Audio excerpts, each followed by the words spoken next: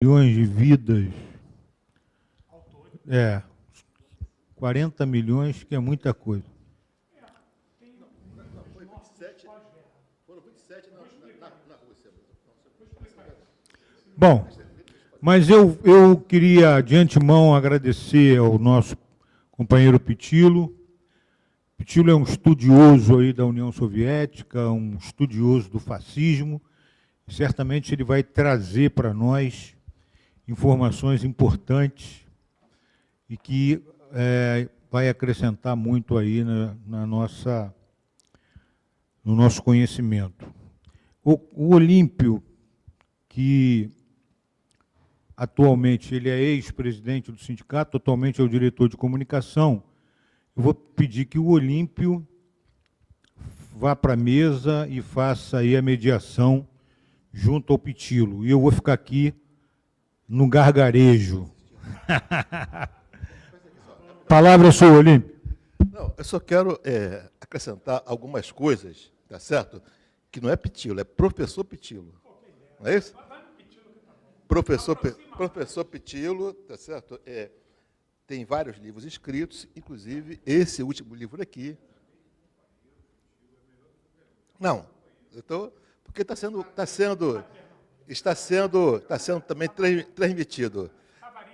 Parece que Pitillo é só nosso amigo de cerveja. Não é isso também, né? É amigo de cerveja, mas também mas professor Pitillo tem esse livro, entre outros, tá certo? E, como o Cláudio já falou, o professor Pitillo é historiador, especialista da guerra no leste europeu. No leste. Basicamente isso. Da frente leste, entendeu? Pitillo não vai falar sobre a Segunda Guerra, vai falar sobre a guerra no leste europeu. Essa que é a verdade. E o último feito dele, ele foi convidado, por isso, para estar na comemoração dos 80 anos da vitória na Bielorrússia. Belarus. Agora eles mudaram de nome. É? Não é mais Bielorrússia, agora é Belarus. Belarus, tá certo? Bom, para quem não sabe, vocês vão saber, né? Foi aonde começou uma grande ofensiva da União Soviética, Bagration, entendeu? Mas eu queria, de antemão, agradecer. O que é isso? Uma coisa transcendental. A culpa é do Felipe. Bom, gente, é só, olha, o livro, quem quiser comprar o livro, tem aqui o Pix, o valor é de R$80 ou R$90. Ok? Companheiro Pitillo, camarada Pitillo, professor Pitillo, a palavra é sua. Você está aqui do seu lado. Aqui, por favor. Olha só. Pitillo vai ter em torno de uns 40 minutos para fazer a palestra dele, e, ao final, nós vamos abrir para 4 perguntas de 3 minutos. Viu, Osíris? Se você for perguntar, são apenas 3 minutos só, tá vendo? Beleza? Olha, eu quero agradecer muito ao comandante Clóvis, comandante Olímpio, ao Senge. Aqui tem sido sempre uma casa acolhedora, não só para as lutas do povo brasileiro, mas também para o campo científico, progressista. Já é o segundo livro que eu venho lançar aqui, com a temática da Segunda Guerra Mundial. Né? Eu me chamo João Cláudio Platenic Pitillo, tenho 51 anos, casado, pai de um pitilinho, sou licenciado em História pela UERJ, mestre em História Comparada pela UFRJ, sou doutor em História Social pela Unirio e pós-graduado em História Política pela UERJ de novo. Os meus estudos são sobre a América Latina. Eu sou pesquisador do Núcleo de Estudo das Américas da UERJ. A Segunda Guerra Mundial entrou na minha vida meio que por acidente. Eu pesquiso a Segunda Guerra Mundial há 30 anos e sou membro do Grupo de Estudos 9 de Maio, que eu acho que é o único grupo que existe no Brasil com a temática dos estudos avançados, dos altos estudos sobre a Frente Leste, que se resume a estudar o Exército Vermelho. Nessa minha caminhada, eu fui condecorado 2 vezes pelo governo russo, primeiro com a Medalha da Vitória, quando a guerra comemorou 70 anos, há 10 anos atrás, e há 8 anos atrás eu ganhei a medalha do Somos Companheiros, né, na luta contra o fascismo, que me foi dada pelo governo russo, junto com o Comitê de Veteranos da antiga União Soviética. Pelos meus estudos, até então, sobre a Frente Leste. Por quê? Porque eu me tornei o primeiro e, lamentavelmente, eu não vejo isso com orgulho, o único brasileiro a escrever um livro sobre o Exército Vermelho. Eu acho que essa marca é vergonhosa para um país que nem o nosso, que participou da Segunda Guerra Mundial. A participação brasileira na Segunda Guerra Mundial ela é importantíssima, porque o Brasil foi o único país latino-americano a enviar tropas para o teatro de operações da Europa. Nós temos uma marca que eu acho que é a mais gloriosa. Nós fomos o único exército do contexto ocidental a não termos uma tropa segregada. Ou seja, Estados Unidos, Inglaterra, os combatentes franceses, todos esses tinham um exército segregado. Né? Os não brancos eram vistos como soldados de segunda linha. E o Brasil não teve essa restrição em nenhum momento nos campos de batalha. Isso traz para a gente uma glória muito maior. E a participação brasileira não se resumiu à atuação no teatro de operações da Europa, mas também em todo o cenário do Atlântico. A nossa Marinha de Guerra e, principalmente, a Marinha Mercante tiveram um papel importantíssimo. Lembrando que perdemos 40 navios afundados, mais de 1.100 brasileiros mortos pelos torpedeamentos no Atlântico Sul e no Atlântico Norte. A participação brasileira se tornou maior ainda porque nós tivemos aqui uma coisa chamada Trampolim da Vitória. A base militar de Panamarimbo, no Rio Grande do Norte, era o ponto mais próximo da África. E dali era possível fazer voo direto com os bombardeiros B-25 até Marrocos.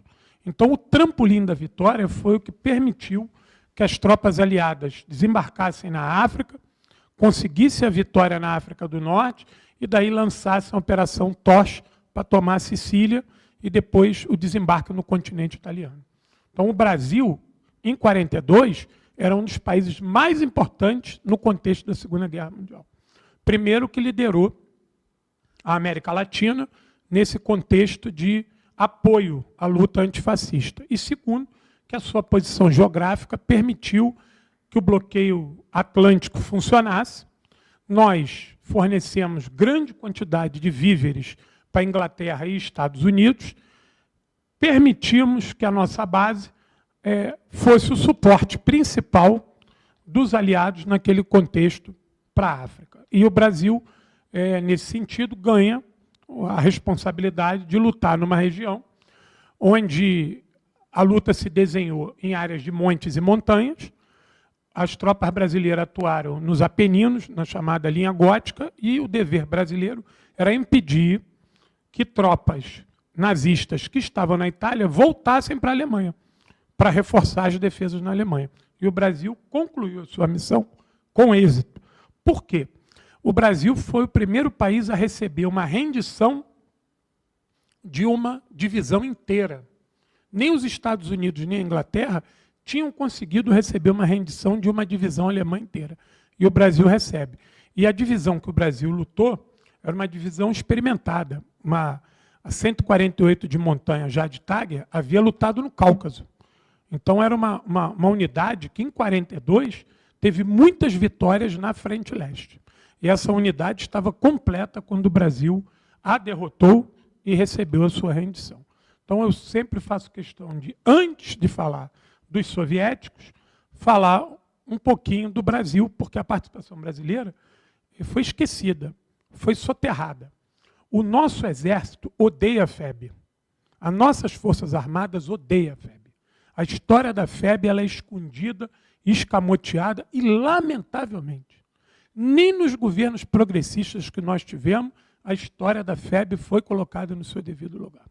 Nem nos governos progressistas. Para vocês terem ideia, na comemoração agora, aqui no Monumento aos Mortos, o comando do Monumento aos Mortos proibiu bandeiras da União Soviética. Se você fosse aqui ao Monumento aos Mortos, levasse uma bandeira da União Soviética, estava proibido. Eu quero saber que determinação um coronel do Exército, em pleno governo Lula, tem o poder de proibir qual é a bandeira que eu vou usar ou não. Isso acontece sistematicamente todo ano quando tem a comemoração do 8 de maio. Porque os soviéticos comemoram o 9 de maio e os aliados comemoram o 8 de maio. Isso tudo está no contexto da não memória da FEB. É difícil você chegar em alguma unidade do Exército, da Marinha e da Aeronáutica onde a memória dos combatentes da Segunda Guerra Mundial estejam preservada. É difícil. Nem nas academias militares isso é ensinado. Você pode pegar qualquer jovem cadete que saia da AMAN, pergunte a ele sobre a FEB e ele vai te dizer que nada sabe. Então isso é uma sistemática. O apagamento da história da FEB é o apagamento de um conjunto de lutas populares que tem o fascismo como alvo. E isso a ditadura realçou, e mesmo com o período da redemocratização, nós não conseguimos trazer essa memória de volta. Se falar do Brasil já é difícil, imagina falar da União Soviética. Então, quando eu iniciei meus estudos lá atrás, eu estava muito preocupado com a memória. Porque hoje, passado 80 anos, todos aqueles que viveram o drama da Segunda Guerra Mundial estão desaparecendo. Hoje é difícil você achar alguém que tenha participado daqueles eventos que esteja completamente lúcido e que possa dar um retorno sobre isso. A memória é viva. A idade está consumindo essas pessoas. Então, eu tive agora em Minsk e tive com os veteranos, vários veteranos da guerra, né? E até porque lá foram milhares de combatentes. Então é comum você encontrá-los. E a preocupação de todos eles era que a memória tivesse preservada. E quando ele conversou comigo, eu como brasileiro, eles ficaram curiosos. Pô, mas você é brasileiro, por que tu estuda isso? E aí eu tive que contar para eles que o Brasil também lutou na guerra. Porque eles não tinham conhecimento disso nenhum. A ida do presidente Lula agora a Moscou foi um gol de placa, um golaço do presidente Lula. Golaço, aquele gol de bicicleta. Mas, infelizmente, o presidente Lula, quando falou ali, lutou, faltou dados. A culpa não é do presidente Lula, a culpa é do staff dele, do ministro da Defesa, do comando do Exército, que não leva, ali naquele momento que o presidente Putin, era para o presidente Lula dar o relatório da participação brasileira, que eu dei aqui agora. Para vocês terem ideia, o Brasil exportou carne, através do Land-Lease, para a frente de batalha na União Soviética. Os soldados soviéticos recebiam uma lata do Land-Lease que dizia carne brasileira. Então isso é importantíssimo, porque essas latas de carne eram chamadas na época de segunda frente. Elas alimentavam o soldado soviético lá em Moscou, nas batalhas difíceis de Stalingrado, era uma carne nossa. Então nós temos história da guerra para contar gigantescas. E a presença do presidente Lula ali é fundamental. Nós perdemos ali um período de fazer, inclusive de ter mandado tropas brasileiras para desfilar no 9 de maio em Moscou. Como é que faltou articulação para isso? Vários países desfilaram em Moscou. E nós tínhamos que ter mandado tropa nossa. Faltou articulação do nosso ministro das Relações Internacionais. Falou assim, o Brasil é convidado para estar no 9 de maio em Moscou, mas nós queremos que as nossas tropas desfilem aí também. O pavilhão do Brasil tem que desfilar aqui também, porque nós somos partícipes dessa luta.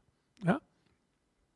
E eu vi isso lá em Minsk também, vários países desfilando, países até pequenos, que deram contribuição menores, estavam lá com a sua bandeira, com 2, 3 soldados desfilando. E isso, para a memória, é importantíssimo. Mas, enfim, quando a gente encontrar o Celso Amorim, a gente vai chamar a atenção dele. Ficamos combinados aqui. Vamos para 81 anos, a gente vai consertar tudo isso. O Lula já vai com o meu livro quando for encontrar o Putin de novo. Pois bem, quando eu decidi estudar a guerra, há 30 anos atrás, até um pouquinho mais, isso era parte da minha militância, por que os meus estudos foram facilitados? Porque a União Soviética, ela produziu bibliografia em português. Nós tínhamos aqui a saudosa livraria Páginas, na antiga Rua das Marrecas, que era uma livraria da União Soviética. Então você podia aqui, na Rua das Marrecas, comprar livros soviéticos a preços quase que irrisórios. A União Soviética teve 2 livrarias aqui no centro do Rio de Janeiro. Então, nós tínhamos enxurradas de material bibliográfico da União Soviética, da guerra, em português, em espanhol, em inglês. E eu pude acumular uma quantidade absurda desses livros e, ao longo da vida, fui comprando eles em sebo presencial, sebo virtual. Às vezes que fui a Cuba, trouxe malas e malas desses livros. E fui sendo guardião dessa memória e fui ficando solitário. Porque cada vez que eu queria me articular, menos informação tinha e menos pessoas estavam interessadas nisso. E decidi escrever sobre isso. Fui escrevendo. E entrei na universidade com essa demanda. Falei, olha, a minha monografia vai ser sobre o Exército Vermelho. E a primeira barreira que eu me deparei na universidade foi arrumar alguém para me orientar. Porque nenhum professor queria me orientar. Todos eles diziam que não tinha material, que esse assunto estava superado, que não podia. Então, a primeira barreira que eu encontrei foi no ambiente acadêmico. E aí eu decidi escrever sobre o Brasil na guerra, mas sempre mantendo meus estudos aqui sobre a União Soviética em paralelo. E aí eu trilhei todo esse caminho acadêmico falando da participação brasileira na guerra. Sobre o viés econômico, sobre o viés político, falando do governo Vargas, e aí passei a estudar a documentação do Itamaraty. E aí descobri documentações inéditas. Eu peguei documentos que nunca ninguém tinha tocado desde que eles foram arquivados. Inclusive documentos que mudam a história do Brasil. Eu escrevi um livro chamado O Exército Vermelho na Mira de Vargas, que eu conto como é que a entrada do Brasil na guerra influencia na mudança da política brasileira. E como que os militares brasileiros temiam isso. Eu tenho uma carta do Dutra, que acho que ela é inédita nesse sentido, que o Dutra chama o Vargas de louco, pergunta se ele está louco de enfiar o Brasil na guerra. Todos os militares, os altos militares e os comandantes militares brasileiros eram contra a entrada do Brasil na guerra. Radicalmente contra. Para eles, o Brasil tinha que ficar neutro. A neutralidade era um apoio tácito à Alemanha nazista, como ficou a Argentina e Chile. Esse era o sonho dos militares brasileiros. Até 1943, os militares brasileiros sonhavam com uma vitória alemã. A todo momento, eles produziam relatórios dizendo que o cenário era indefinido, que o Brasil não podia se alinhar com os Estados Unidos, que a Alemanha era muito poderosa, que ia ter uma reviravolta na guerra, e que os comunistas iam se aproveitar da entrada do Brasil na guerra, enfim. Então, isso são coisas da história do Brasil que eu pude descobrir por intermédio dos estudos da Segunda Guerra Mundial. Então, a minha carreira acadêmica, eu fui privado de escrever sobre a União Soviética, porque a universidade refutava tudo isso. Não obstante, eu sou pesquisador da UERJ sobre a América Latina. Não tem nada a ver com o Exército Vermelho. E aí, em paralelo, eu fui juntando gente, juntando material e escrevendo, e pesquisando, e escrevendo e pesquisando. E fui juntando. E nós formamos o grupo de estudo 9 de maio, e aí conseguimos nos conectarmos com várias outras pessoas dispostas a estudar, e fomos estreitando nossos laços com outros pesquisadores, inclusive fora do Brasil. E aí a questão da bibliografia foi melhorando, até porque eu estudei um pouquinho de russo, que dava para ler um pouquinho, e aí outros companheiros que têm um estudo mais avançado da língua russa foram ajudando, a gente foi traduzindo material e fomos produzindo. E aí o primeiro livro que eu lanço é um livro chamado Aço Vermelho, Os Segredos da Vitória Soviética na Segunda Guerra Mundial, que eu conto toda a trajetória do Exército Vermelho na sua missão libertadora. Esse livro chega até a Rússia através de uma rádio que tinha aqui chamada Voz da Rússia, que hoje é Sputnik News.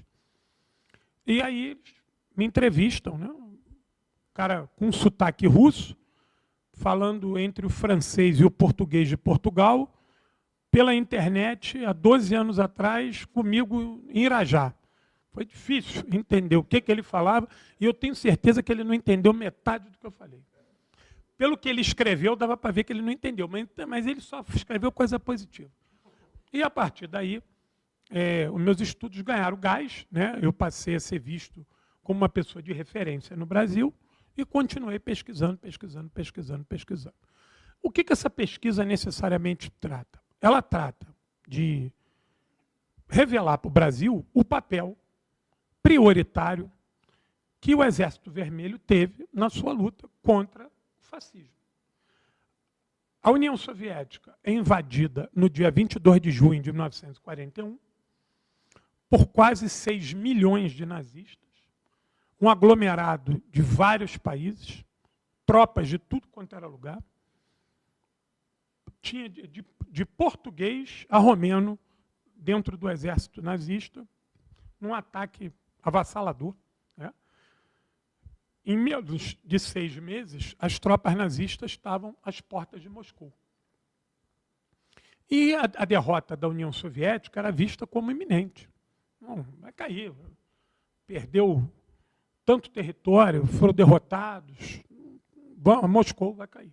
Então havia, né, todo um alerta no mundo para que Moscou não caísse. Porque era um ponto que, se fosse tomado, iria complicar não só a vida dos soviéticos, mas o passo inicial era o lançamento da Operação Leão Marinho, a invasão da Inglaterra, o desembarque alemão na Inglaterra. Então, a União Soviética, na Batalha de Moscou, ela tinha a responsabilidade de salvar a si e a Inglaterra. Pois bem, em 1941, vai acontecer a primeira derrota de Hitler na Batalha de Moscou. Hitler é derrotado na Batalha de Moscou e, automaticamente, o Exército Vermelho lança uma contraofensiva de 300 quilômetros. Vai empurrar o exército nazista para onde, hoje, a Rússia luta com os ucranianos em Belgorod. É um recuo de 300 quilômetros. E, a partir dali, a União Soviética começa a se reorganizar, porque os erros foram muito grandes, né? Se provou que o Exército Vermelho não estava preparado para o novo tipo de guerra que a Alemanha promovia. Ser derrotada não foi um privilégio da União Soviética. A França tinha sido invadida. Em 40, a companheira aí é testemunha disso. Né? A poderosa França cai em menos de 4 semanas. Né? Os Estados Unidos e a Inglaterra tinham sido humilhados 2 vezes. Quando fugiram de Dunkerque, em 1939, e quando perderam a Batalha de Kesselring, na África. Então, se a Inglaterra e os Estados Unidos juntos foram humilhados 2 vezes por Hitler, a União Soviética podia ser 1 vez. Né? E isso é contado, assim, mas o Exército Vermelho perdeu muito. Nos primeiros 6 meses de batalha, acredita-se que as perdas tenham chegado perto de 4 milhões de pessoas, entre mortos, feridos e aprisionados. Você tinha tudo. Por quê? A guerra no leste, o Hitler avisou, a guerra no leste ela vai ser diferente de tudo que nós fizemos até agora.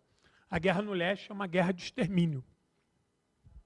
Então, os soldados alemães, a operação que invade a União Soviética é a chamada Operação Barba-Ruiva, né? Em homenagem a Frederico Barba-Ruiva. Só que a operação falha, porque o certo era que a Operação Barba-Ruiva capturasse Moscou em menos de 9 semanas. O Hitler dizia o seguinte, a estrutura está podre, basta um pé na porta e tudo vai desabar. Na concepção dos nazistas, a União Soviética era um país fraco, pusilânime, o que o povo odiava os comunistas e que iria receber os nazistas como libertadores. E aí o extermínio do povo soviético foi o seu grau máximo. Os massacres na Ucrânia e na Belarus foram estrondosos. Só para vocês terem ideia, eu tive agora em Minsk, né, como o Olímpio falou, a convite do governo da Belarus, eu conheci lá um parque em Minsk, que é o Parque de Troterents, e nós fomos levados nesse parque. É um parque lindo, lindo. Minsk é aqueles lugares que não tem nada fora do lugar. Impressionante. É a segunda vez que eu vou a Minsk. Ano passado eu passei 15 dias em Minsk, para conhecer a Operação Bagration, os pontos históricos da Operação Bagration.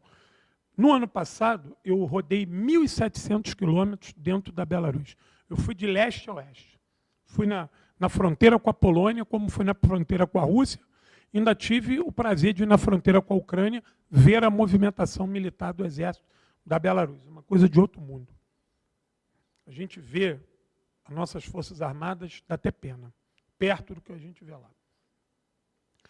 E aí o que acontece? Dessa vez agora, eu não tinha conseguido ver esse parque, porque a agenda era muito dinâmica, e dessa vez eu fui levado, o governo levou várias pessoas que eles tinham convidado, e olha só, para vocês verem que coisa terrível. Eu fui o único representante das Américas lá. Agora, não tinha nenhum outro latino-americano e não tinha nenhum outro da América do Norte.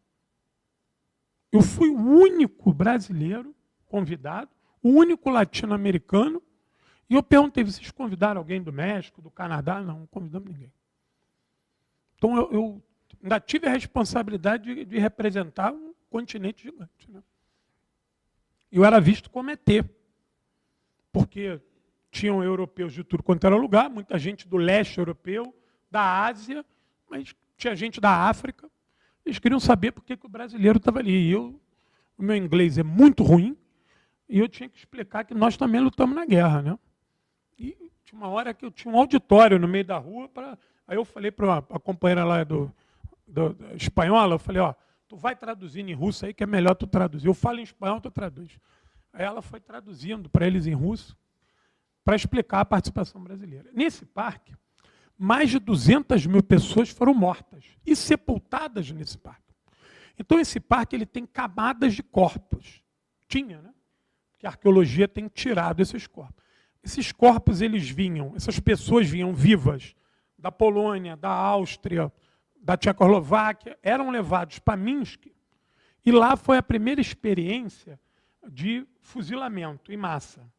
Então, fazia lá, botava, as pessoas fuzilavam e queimavam.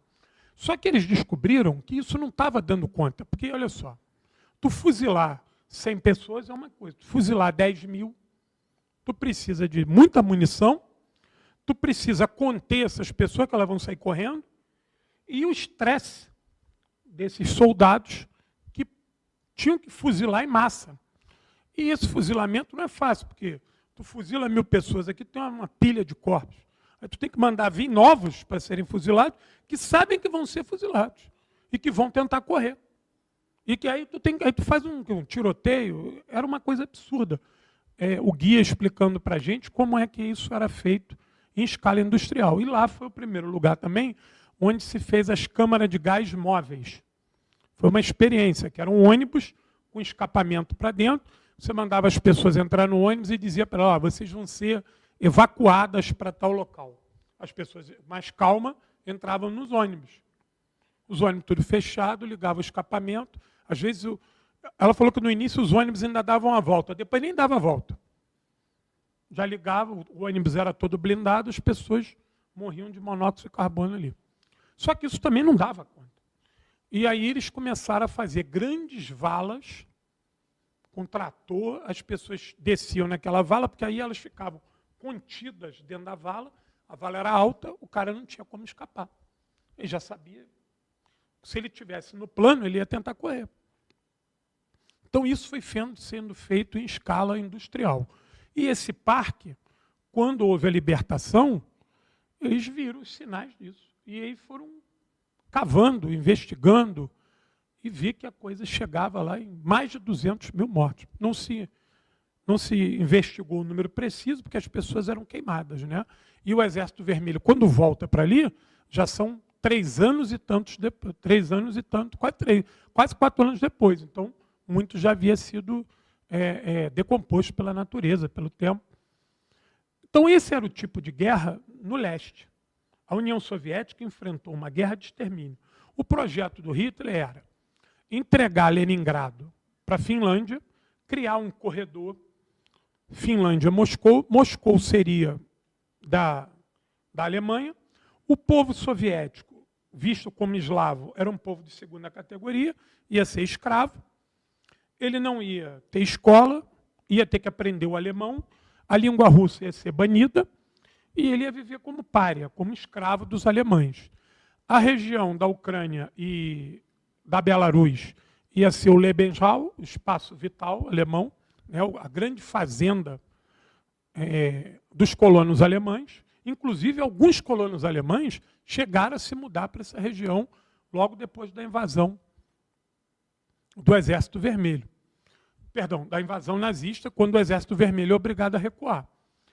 E esses atos de extermínio em massa, isso permeou a Ucrânia e a Belarus muito. Todos esses países tiveram guetos. Você vai ter o gueto de Minsk, o gueto de Vilnius, o gueto de Kiev. Eu visitei o gueto de Vilnius na Lituânia. A Lituânia é um país pequeno, mas tinha um gueto, onde as pessoas eram confinadas ali.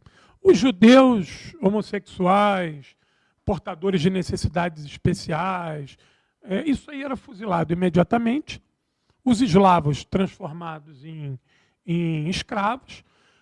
Os militantes do Partido Comunista que fossem identificados também eram fuzilados, né? E o tratamento da população era de pária. Então, a Alemanha impõe um sistema de horror. Inclusive, ela tira as placas em russo e vai botar em alemão.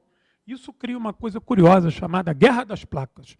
Porque, de noite, os russos iam lá, os soviéticos iam lá, tiravam a placa em alemão e botavam em cirílico. Quando eles acordavam que via aquilo, arrancava e botava em alemão de novo. E avisava, ó, se a gente pegar alguém trocando a placa, vai morrer. E era pena de morte. E isso era uma resistência, né, daquelas pessoas que muitas das vezes não tinham arma. Iam lá na calada da noite, arrancava a placa em alemão e botava em cirílico lá. E isso virou uma mania entre os soviéticos, não permitir que o idioma deles fosse alterado pelos alemães. Então, isso virou uma guerra. Como teve a Guerra dos Trilhos, que eram os partisãs destruindo os trilhos de trem alemão, nós tivemos a Guerra das Placas, que era uma maneira de resistência silenciosa. Com o avançar do exército alemão, você vai criar o fenômeno dos partisãs, né, que eram os partidários, que eram os guerrilheiros. Em torno de 800 mil homens e mulheres foram partisãs. A maior número deles na Ucrânia, principalmente na Ucrânia, mas na Belarus também muito. Porque era uma região povoada e uma região que ficou sem o Exército Vermelho. O Exército Vermelho teve que recuar. Então, muitos dos soldados do Exército Vermelho que ficaram naquela região perdidos, junto com a população local, organizou os movimentos partisãs. E esses movimentos partisãs nunca deram trégua à retaguarda nazista. Nunca. Sempre estiveram ali combatendo e fustigando o inimigo. Depois da Batalha de Moscou, você vai ter o sinal de alerta no governo alemão, porque começou o questionamento sobre petróleo. A guerra ia ter que durar mais e você precisava de mais petróleo. Por quê?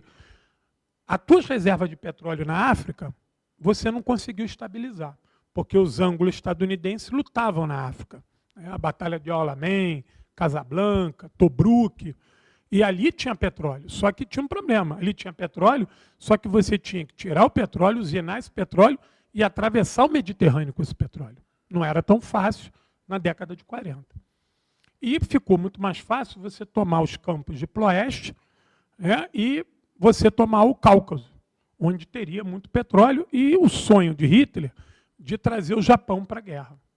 Por quê? O Japão lutou com a União Soviética de 37 a 39, na Batalha de Kalingol, na Tríplice Fronteira, União Soviética, Mongólia e China. Só que o Japão foi defenestrado pelo Exército Vermelho. Eles perderam 2 grandes batalhas e assinaram um pacto de paz com a União Soviética. Então, o sonho do Hitler de uma guerra na União Soviética em 2 frentes não aconteceu, pela derrota japonesa em 39. E aí tinha um pacto do Hitler que é o seguinte: se eu tomar o Cáucaso, o Japão entra na guerra. Porque aí o próximo local a ser atacado era a Índia. Japoneses e alemães queriam tirar a Índia do controle inglês.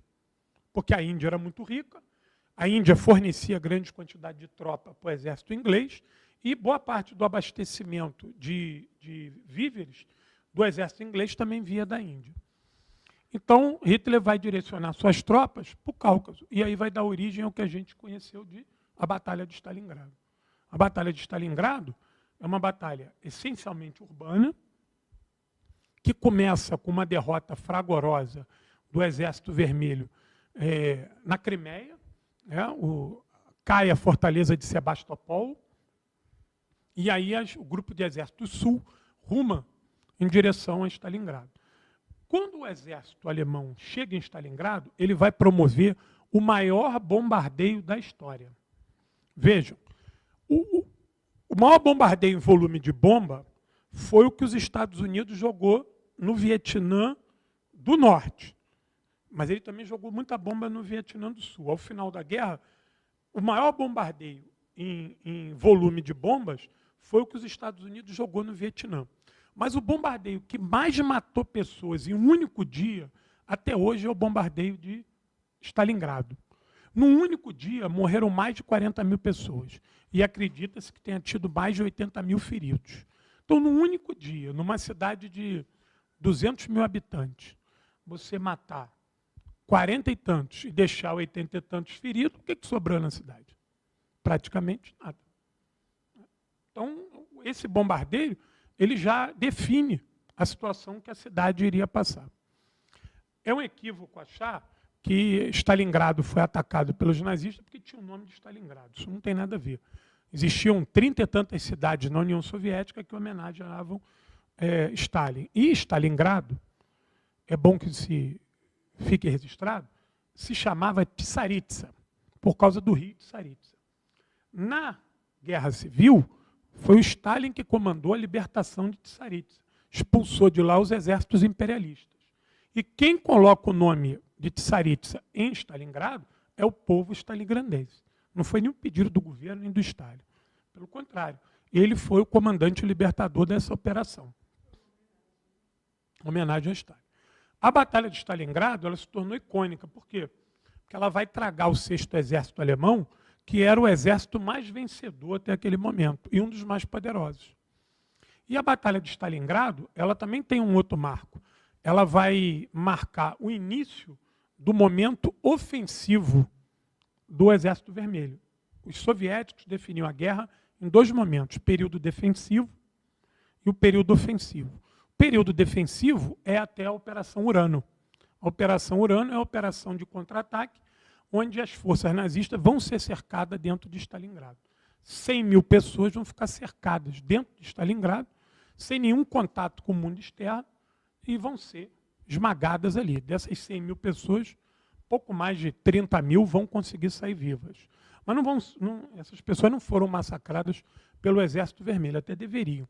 Mas as duras condições de frio e sem conseguir ser abastecida, levou à morte desses soldados. Tem algumas imagens daqueles que tentavam romper o cerco. Você tem um exército inteiro de pessoas congeladas em pé, como se fossem estátuas.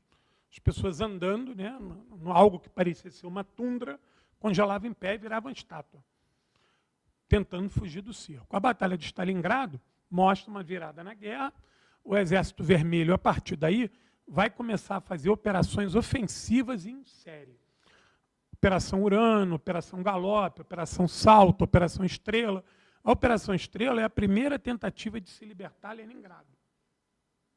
Leningrado ficou quase 900 dias sob cerco.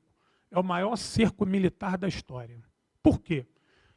Na incapacidade dos nazistas de tomarem Leningrado, eles cercaram a cidade. Metade da cidade estava cercada pelos nazistas alemães e a outra metade pelos fascistas finlandeses. Então a cidade, nos primeiros 3, 4 meses, ela colapsou por completo. Né? As condições em Stalingrado eram muito duras. Leningrado, perdão. As pessoas morriam dormindo, com fome. E a coisa era tão difícil que é o seguinte, tu morava no 3º ou 4º andar. Tu estava fazendo uma refeição por dia de 100 gramas. Morreu o teu parente ali do lado. Tu não está aguentando nem levantar. Como é que tu vai levar esse corpo? 4 andares para baixo, 3 e ainda vai enterrar. Tu não vai fazer isso. Então era muito comum que as pessoas convivessem meses com os seus parentes mortos dentro dos seus apartamentos. E aí eles foram comendo de tudo. De papel de parede, a cinto, porque tudo que era de couro era orgânico, né? Então você poderia comer. Então você cozinhava o cinto, o teu sapato, raspava, moía o couro de qualquer objeto e você comia aquilo. E os casos de canibalismo eram punidos com fuzilamento. Mas a cidade, nesse ambiente caótico, manteve a ordem. Olha que coisa curiosa. Manteve a ordem, a disciplina de combate e não houve pânico, não houve saque, não houve destruição. A cidade era bombardeada 12 horas por dia. 12 horas por dia ela era bombardeada. E os leningrandenses se mantiveram ali firmes, com pouquíssima ração de comida. Aqueles que conseguiam levar os seus mortos para fora de casa, depois vocês procuram isso, vocês vão ver aqueles trenós com um monte de corpos assim estacionados na rua. E aí os funcionários do governo levavam esses corpos para o cemitério, mas não tinham condição de enterrar. Tu não tinha força para cavar o gelo e ainda cavar a terra para tu botar então os corpos ficavam ali. Então você tem montanhas, fotografia com montanhas de corpos embrulhados, esperando o inverno passar para tu tentar enterrar essa gente. Ao final do primeiro ano, os soviéticos conseguem silenciosamente restabelecer um contato, um gasoduto com Moscou, parte pelo lago e começa a entrar gás na cidade. Então eles conseguem recuperar algum serviço e com gás eles conseguem restabelecer um pouco da energia elétrica. Então você consegue ir o hospital funcionar alguma coisa, algumas horas por dia, mas a situação em Leningrado era muito difícil. E havia um temor que Leningrado caísse. Porque se Leningrado caísse, Moscou seria ameaçada pelo norte. A mesma coisa em Stalingrado. Se Stalingrado caísse, Moscou seria ameaçada pelo sul. Então havia um verdadeiro pânico, porque os soviéticos tinham que dividir as suas forças em defender Stalingrado e continuar defendendo Leningrado. Sem dizer que tu não podia relaxar, tu ainda tinha muita tropa presa em Moscou para evitar um novo ataque nazista. Tu não tinha como tirar aquelas tropas dali. E mais, tu tinha muita tropa ainda no Oriente, com medo de um ataque do Japão. Tu não podia mover tuas tropas de lá, porque vai que o Japão ataca. Então, depois da Batalha de Stalingrado, esse movimento ofensivo do Exército Vermelho não vai parar. Logo em seguida, a gente vai ter a Batalha de Kursk, que é a maior batalha de blindados da história, e é quando o exército alemão perde por completo a sua iniciativa no leste.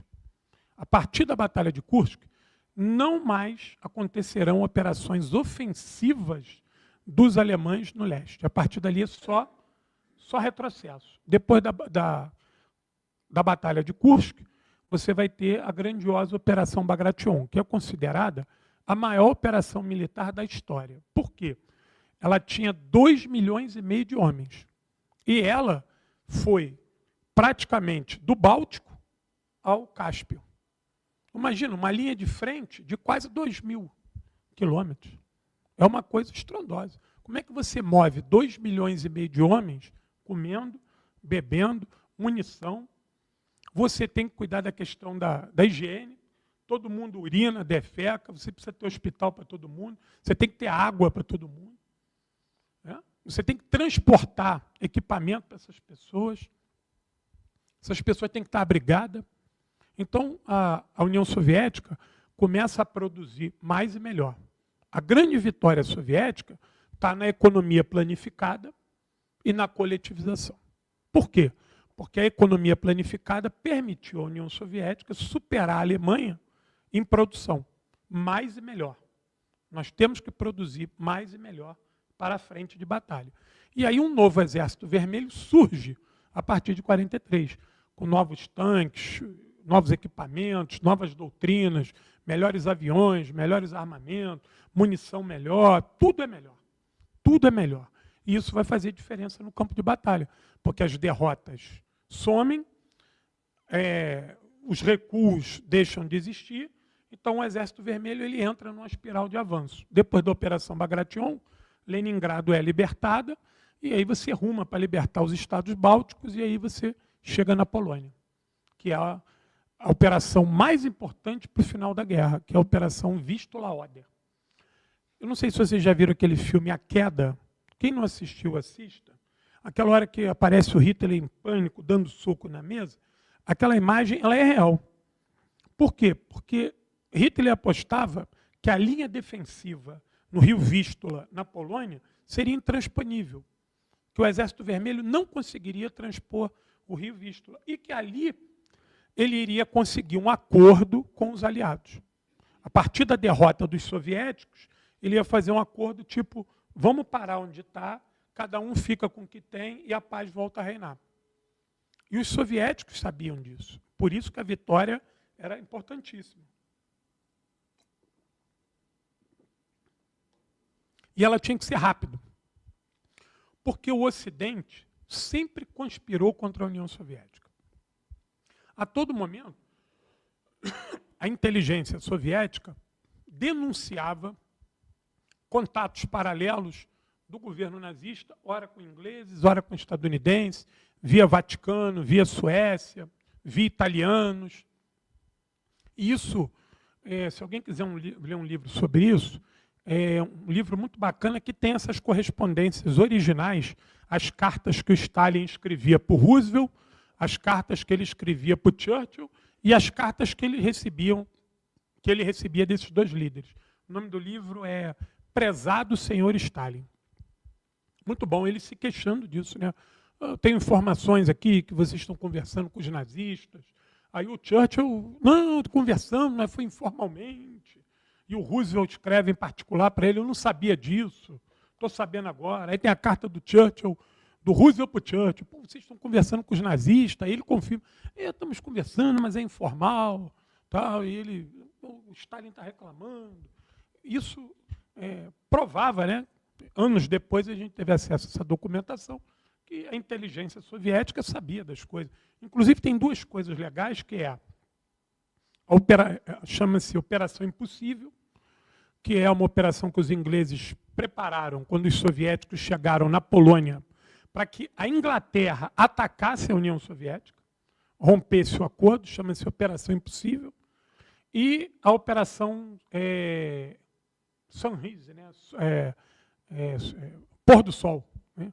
Operação Pôr do Sol. Essa Operação Pôr do Sol, inclusive, virou uma série muito bacana, que é, acho que 17 semanas e meia. É uma série soviética que retrata isso. Mas depois vocês procuram no Google Operação Pôr do Sol. Que depois os documentos vieram a público e provou que estava tendo uma negociação na Suíça de ingleses e nazistas no final da guerra. Pois bem, a União Soviética vai fazer a Operação Vistula-Oder, toma a Polônia e chega no rio Oder, que é uma fronteira natural da Alemanha. E ali a coisa começa a se definir. Você vai ter o Congresso de Yalta, em fevereiro de 45, onde os grandes líderes definem como é que vão ficar dispostos as forças no leste europeu. A União Soviética já estava na Iugoslávia, na Tchecoslováquia, na Bulgária, na Hungria, chegando em Viena. Inclusive o Exército Vermelho participou da libertação de parte da Noruega. O Exército Vermelho enviou tropas para lutar dentro da Noruega, como libertou a Áustria também. E o Exército Vermelho já era muito grande, muito poderoso, e fazia operações de larga escala em todo o leste europeu. E aí isso culmina na Batalha de Berlim, que é o final de tudo, né? Que é o apogeu dessa luta, onde a guarnição em Berlim é a mais poderosa. Porque a ordem que vem dos alemães é que os soldados que estavam lutando contra os ocidentais, lá no rio Elba, né? Parassem de combater os ocidentais e corressem para Berlim para continuar a luta contra os soviéticos. Deixa os ocidentais.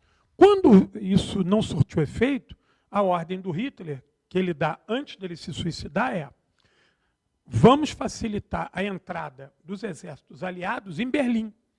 Porque se eles chegarem em Berlim primeiro do que os soviéticos, nós vamos ter margem de negociação. E nós vamos botar eles para se atritarem dentro de Berlim. Só que isso também não foi possível, porque as operações de inteligência do Exército Vermelho tinham acesso a isso. Inclusive, o alto comando militar alemão tinha uma série de agentes duplos que trabalhavam para os soviéticos. Série de alemães. Você tinha alemães que eram generais e que já eram da Orquestra Vermelha. Já eram agentes duplos soviéticos. Então, eles alimentaram Moscou com informações que, muitas das vezes, colocavam o Exército Vermelho passos à frente de Hitler. E a vitória em Berlim foi custosa, né? Custou a vida de muitos soviéticos, mas olha que curioso. A União Soviética não produziu a política de bombardeio. Não era praxis do Exército Vermelho bombardear as capitais, como os ocidentais fizeram em muitas capitais, que culmina no massacre de Dresden, né? Os soviéticos tomaram essas capitais todas com infantaria e pouca artilharia. Por quê? Porque Moscou entendia que esses bombardeios iam cobrar a vida de civis e a estrutura da cidade desnecessária. Então isso fazia com que a luta para os soviéticos ficasse mais custosa do que você ir lá e fazer um tapete de bomba, destruir tudo e depois entrar. Por que os soviéticos pensaram nisso? Por causa do massacre lá em Stalingrado. Eles viram o terror que os bombardeios indiscriminados causavam em áreas urbanas. Então, esses bombardeios foram usados como estratégicos, realmente, não como táticos. Não você chover bomba numa cidade que você vai cobrar o preço da população civil. Ao final da Batalha de Berlim, isso é curioso. Por que tem o dia 8 e o dia 9? Né?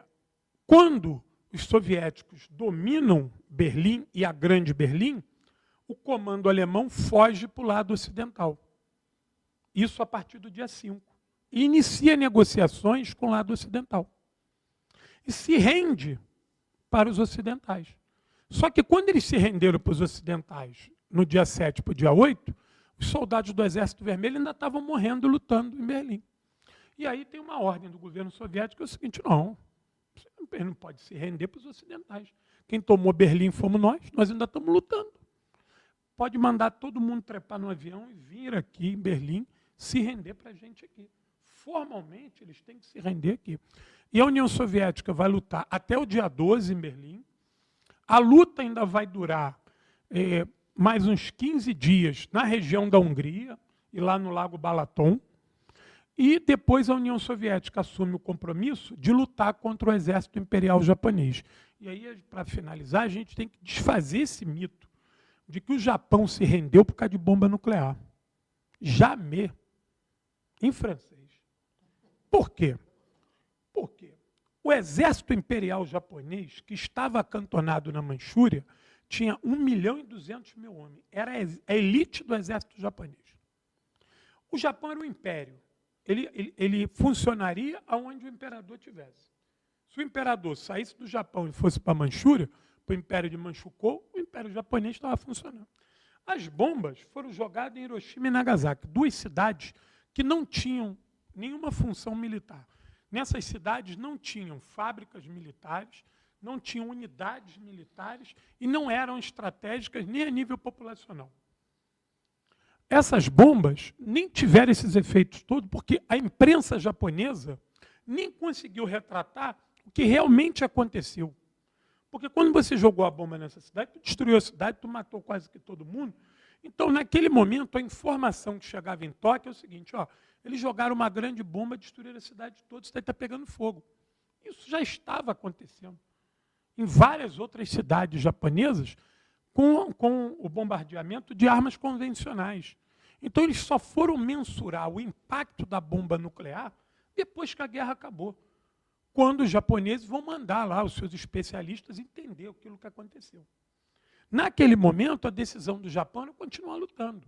E aí você vai ter a Operação Tempestade de Agosto, que é o ataque do Exército Vermelho às forças imperiais japonesas na Manchúria. Isso foi uma coisa que foi acordada em alta. Os ocidentais pediram aos soviéticos, olha, nós vamos aceitar tudo que vocês querem sobre o leste europeu, mas vocês têm que nos dar em troca a derrota do Japão na Manchúria.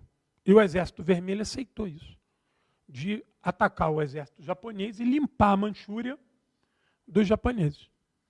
E foi o Exército Vermelho que vai provocar a rendição japonesa quando o exército japonês é fragorosamente derrotado na Manchúria, e aí você chega na questão chinesa, porque os ocidentais apoiavam o Chiang Kai-shek. O Chiang Kai-shek era um homem dos ocidentais. E você ainda estava ali numa luta contra os japoneses, mas a proeminência da luta era feita pela guerrilha dos comunistas, comandado por Mao Zedong. Após a derrota dos japoneses, o Chiang Kai-shek perde um pouco a importância.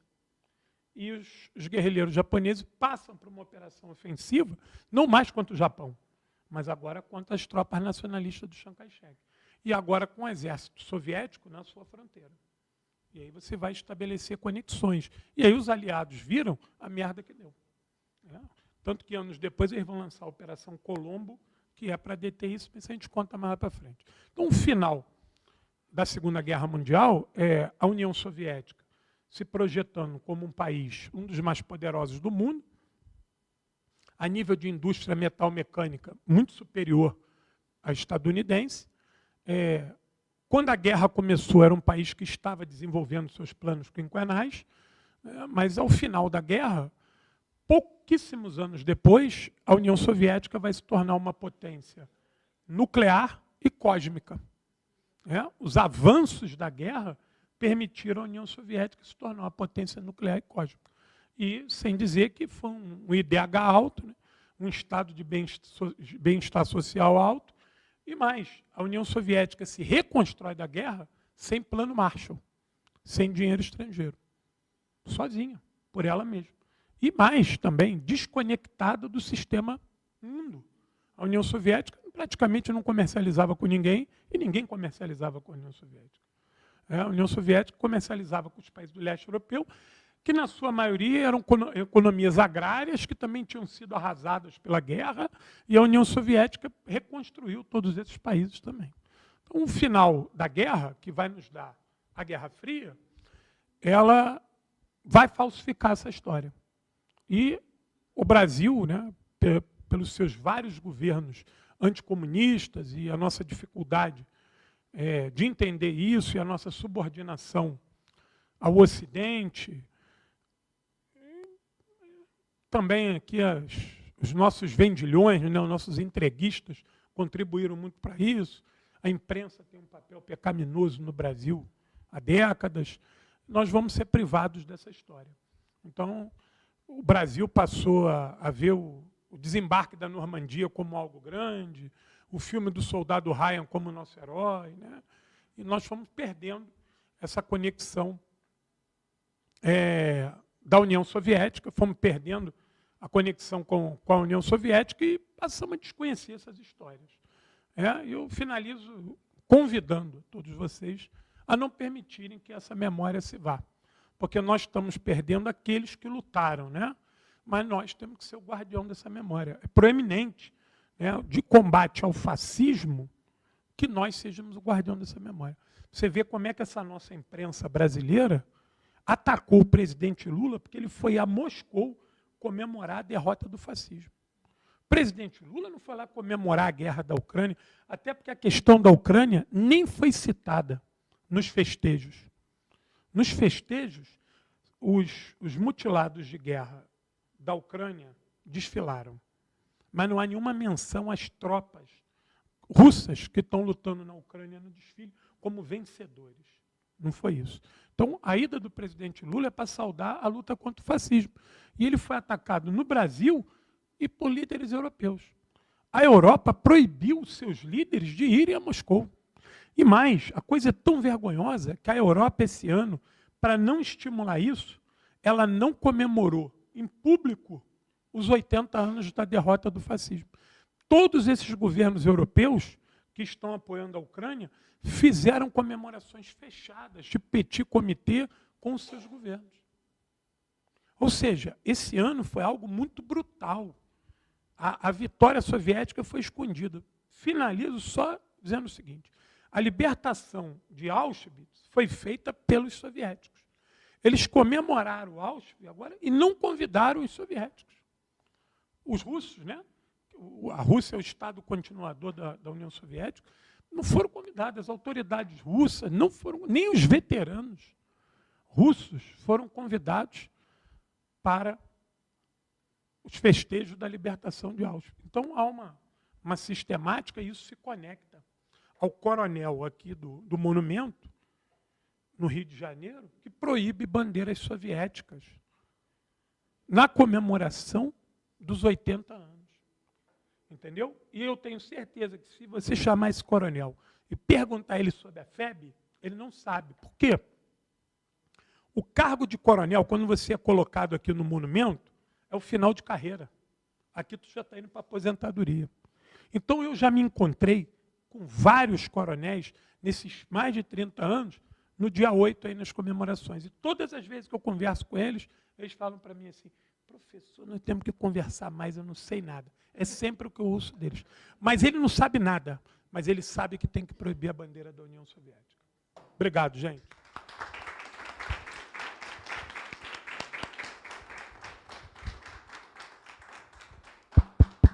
Petilo, obrigado a você de verdade, né? Eu sei que o quanto é duro a gente ouvir toda essa história desses massacres, né? Mas nós temos que estar atentos, né, isso, ao que o fascismo é capaz de fazer. Sim. Nós não podemos deixar isto, por exemplo, né, isso é achar que é uma coisa normal. Achar que é uma coisa normal Bolsonaro falar que vai fuzilar a petralhada, que vai levar para o canto da praia, entendeu? Então, nós estamos praticamente encerrando o ciclo que nós fizemos de palestra sobre o fascismo com essa palestra do nosso companheiro Petilo. A Lígia falou que é maravilhosa, entendeu? É porque é o seguinte, olha, qual o problema disso? Eu tenho certeza que muitas das informações que Petilo trouxe não é do nosso conhecimento. Nós não conhecemos, entendeu? Nós conhecemos, por exemplo, a história da guerra pelas lentes de Hollywood. Que quem ganhou a Segunda Guerra foram os americanos, tá certo? Essa que é a verdade, e que é uma coisa que não é verdade. E, assim, por exemplo, a bem da verdade, Petilo não colocou essa questão, muitos dos criminosos de guerra nazista foram para os Estados Unidos. Foram reaproveitados na Constituição foram reaproveitados da OTAN. Entendeu? Muitos, por exemplo, muitos receberam passaporte do Vaticano. Sim, do Vaticano, entendeu? Então é o seguinte, essa é uma história que a gente tem que se apropriar dela. Porque quando o Bolsonaro fala que não tem que usar máscara, que tem que abrir mesmo, que tinha que aglomerar, isso é um plano de extermínio. Quando ele fala que não podia fechar a economia, que tinha... Isso, para mim, é seriamente calculado. Porque se você aglomera o país naquele momento, quantos que iam morrer aqui? Você vê que tem um momento da pandemia que é sintomático, quando o Exército lança um ofício perguntando aos cemitérios sobre vagas. Isso, para mim, é assustador. Porque eles tinham planejamento de morte em massa. E quem ia morrer em massa? Era o pobre, o trabalhador, rapaz. Que ia ter que ir para a rua, se aglomerar no ônibus, no metrô, sem máscara, no trem. Então, ia morrer. E eu lembro que, na época da pandemia, a nossa preocupação era com as nossas favelas. Como é que as pessoas sem água potável, sem uma condição de higiene, como é que essas pessoas vão sair para trabalhar e voltar, às vezes morando muita gente numa pequena casa? E isso ia ser um genocídio do povo brasileiro. Eles apostaram nisso. Isso é o fascismo. Bom, então, para a gente encerrar, nós não podemos descuidar disso, tá certo? Nós não podemos descuidar da luta contra o fascismo, entendeu? Porque ele está presente, muito presente. Oi? A bem da verdade, eu acho que existe uma conexão muito forte do fascismo com o sionismo e com o colonialismo, porque a base disso tudo é a questão colonial.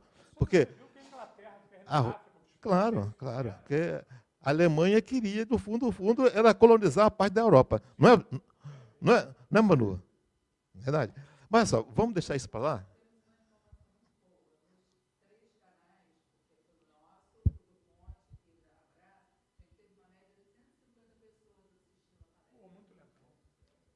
Espero que multiplique por 10.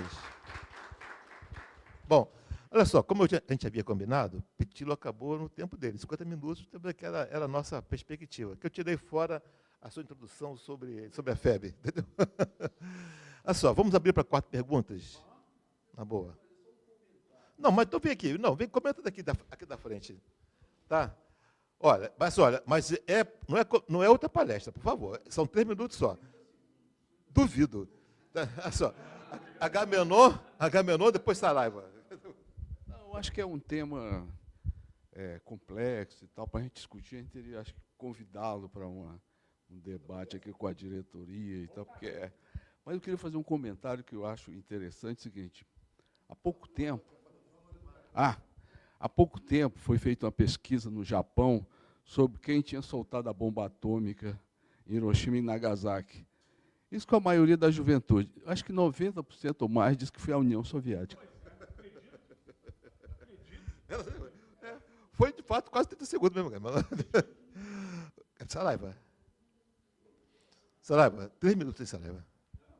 Gente, esse microfone tem hora que ele fica externo, tem hora que ele fica... A pergunta primeira é do seguinte.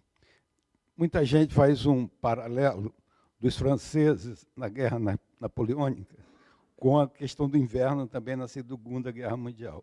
Gostaria de falar um pouco sobre isso. A outra coisa é a seguinte, essa palestra, às vezes, tem que estar com um mapa, porque são citadas muitas regiões, o caminho humano dá. E a última, aquele julgamento que a Hannah Arendt acompanhou lá, aquele carrasco em Israel. E as observações dela que são muito interessantes. Você acha que está falando com o carrasco, tem uma pessoa normal como outras aqui, é que nem muitos chefes de família aqui que parecem normais e são os carrascos do mesmo jeito. Né? Você quer falar aqui? Eram só 4, já vendo que já está demais, hein? Então, peraí, vamos organizar. Tem você, tem Pisolato e você. Você não vai querer não, Osíris? Vou te incluir, então. Olha só, vamos chegar e vamos fazer. Olha, você quer falar também, Manu? Manu é francesa, tem Manu sabe dessa história também. Bem. Não, com certeza. Olha só. É o Ney, depois Luzia, depois que... é Ney, Pisolato, Luzia e Osíris, tá bom?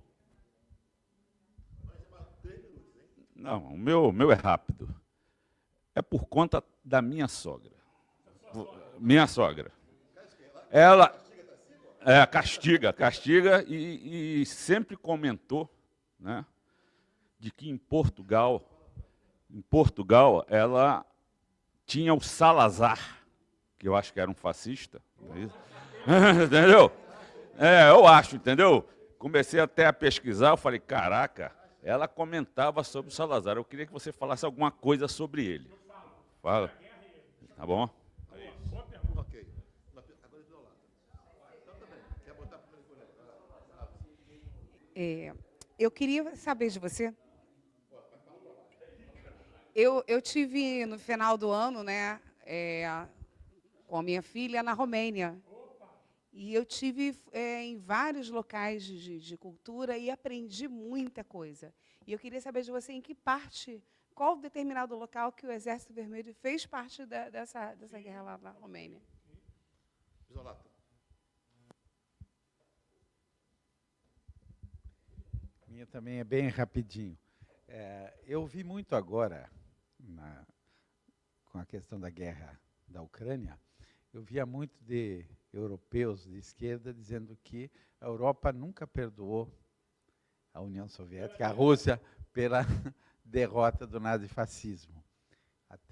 Então, como é que na Inglaterra, na França, mesmo nos Estados Unidos, existiam núcleos do partido nazista, né, e fascista.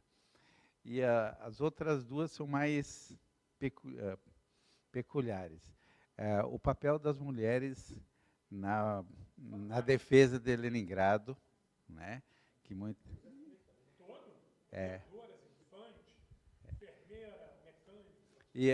e a outra, conheci um sobrevivente italiano.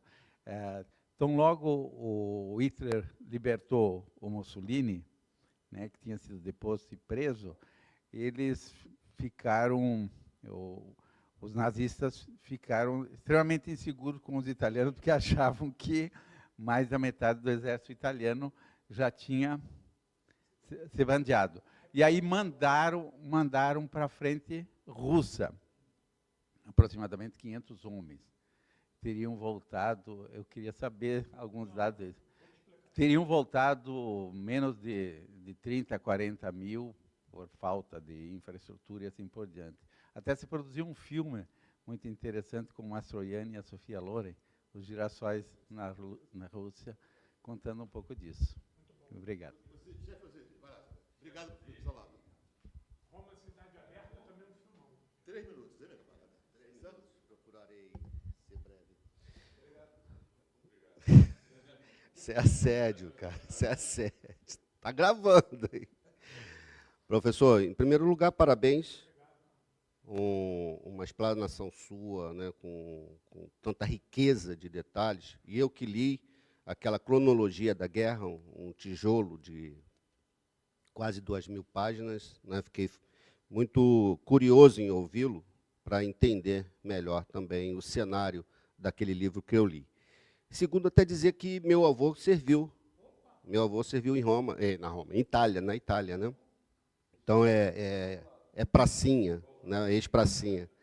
Então, quando você fala, eu me lembrei de meu avô, né? Inclusive, ele tinha uma foto dele com um fuzil na mão. O meu questionamento vai em confronto com o seu otimismo e as tuas palavras com relação ao desenvolvimento da União Soviética. Por quê? E aí eu quero ouvi-lo mesmo, né, porque Pagu, né, a Patrícia Galvão, ela rompe com o socialismo quando ela retorna, né, da União Soviética, decepcionada, né, com os rumos, né, do comunismo. Che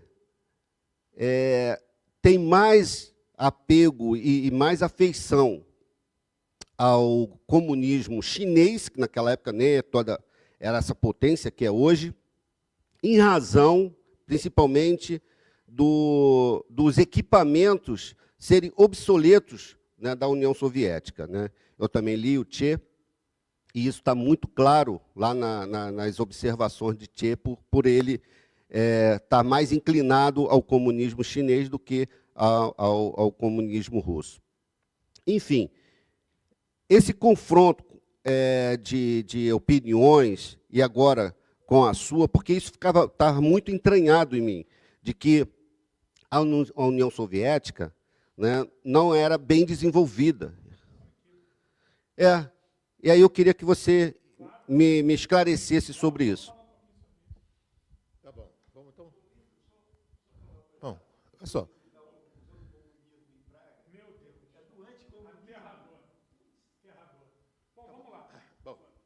A primeira questão é sobre o inverno, né? Como é que se acredita a derrota dos nazistas ao general inverno? A minha dúvida é se a Alemanha fica nos trópicos. Porque é comum em Berlim dar 20 abaixo de 0. Então nós estamos falando de um povo que está ambientado para o gelo. Agora, quando a gente fala assim, que o exército nazista não conseguiu ganhar dos soviéticos por causa do frio. Espera aí.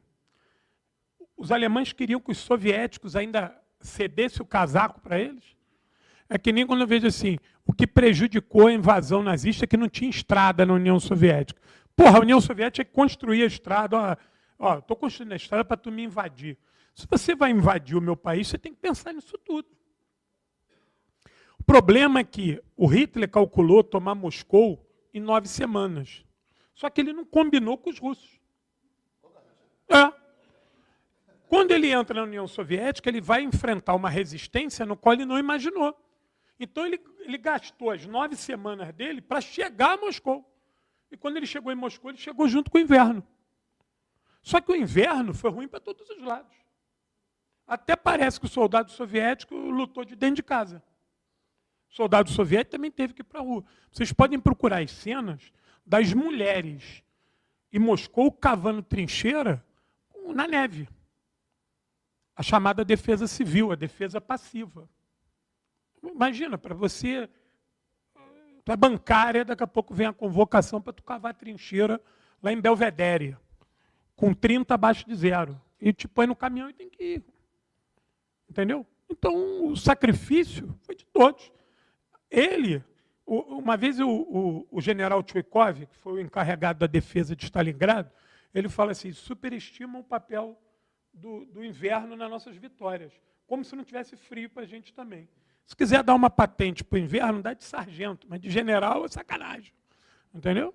Porque ficou uma ideia de que a contraofensiva soviética em Moscou foi no inverno.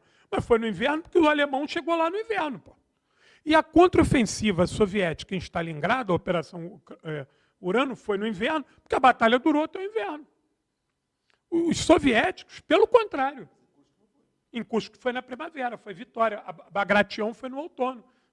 Aí, os alemães é que usaram esse argumento. Aí eles só ganham no frio. Porque a Batalha de Kursk tem uma coisa curiosa. A Batalha de Kursk, ela é uma coisa chamada Operação Cidadela. Ela é uma operação dos alemães para atacar a União Soviética. A Batalha de Kursk ela se torna uma contraofensiva soviética. A iniciativa em Kursk foi dos alemães, Operação Cidadela. Ela é lançada na primavera. E os soviéticos derrotam eles na primavera. Como vai derrotar no Vístula, como vai derrotar em Berlim. Então, superestimaram o papel do inverno, porque a Guerra Fria ela não fala de vitória soviética. Ela nos fala de derrota alemã. Diferente. Os alemães perderam porque foram incompetentes. Não é porque os soviéticos foram primais. Não, foi porque os alemães foram incompetentes. É diferente isso. Entendeu? Tu perguntou do inverno, o que foi outra coisa? Do mapa. Olha, realmente, deixa eu falar uma coisa para você. Eu sou um tarado por mapa. Eu sou um geógrafo frustrado. No meu Instagram, @guerrapatriótica, tu vai ver mais de 1000 publicações sobre a Grande Guerra Patriótica. Eu conto histórias de batalha inteira, armamento, equipamento. Eu sempre faço questão de usar mapa, porque a turma não tem abstração. E muitos dos nomes que a gente aprendeu lá, por exemplo, eu tenho um mapa da União Soviética na cabeça. Todas as cidades que eu vou te falar, eu sei onde é, porque de tanto que eu li o mapa, elas mudaram de nome. Hoje tem outro nome. Entendeu? Então, hoje, quando você usa alguns nomes, Voroshilogrado. Voroshilogrado foi uma das batalhas mais importantes para o início da Operação Bagration. Hoje ela se chama Lugansk, onde está tendo a luta. Então, Bobruisk mudou de nome. Então, batalhas importantíssimas mudaram de nome. O mapa é importantíssimo. Quando eu faço a minha live lá no meu canal, no YouTube, canal Guerra Patriótica, eu sempre ponho mapa. Sempre ponho mapa, sempre. É importantíssimo o mapa. Meu camarada que perguntou do Salazar. O Salazar era fascista até a medula. Pedernido. A gente pode dizer que foi um dos precursores. Ele e o Franco, seu vizinho. Portugal teve um papel importantíssimo na guerra. Olha que curioso. Ele era um aliado de Hitler, ideologicamente. Só que Portugal viveu a miséria tão grande, tão grande, tão grande, que Portugal dependia das importações inglesas.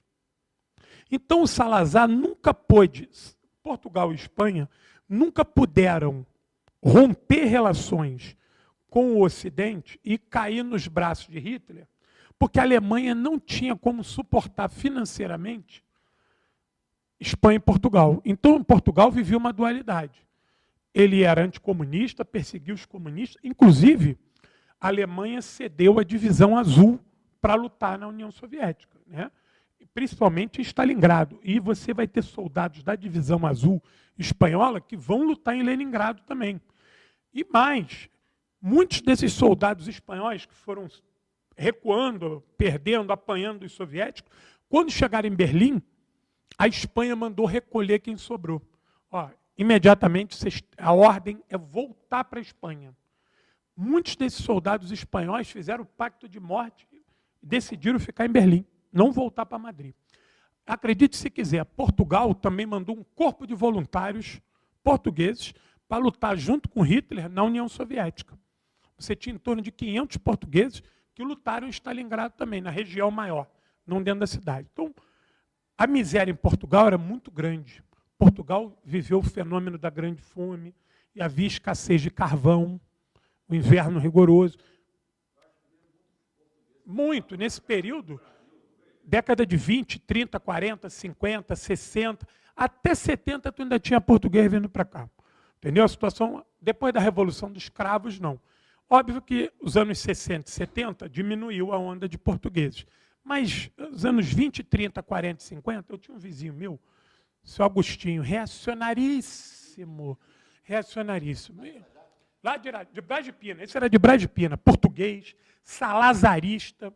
Aí ele falava para mim que Portugal era muito bom, que Salazar era muito bom. Aí eu perguntava para ele assim, seu Agostinho, o senhor está fazendo o que aqui no Brasil?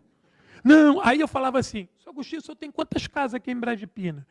Deus me ajudou, eu tenho 10 casas em Portugal, uma só. Eu falei, mas por que o senhor não constrói casa em Portugal, seu Agostinho?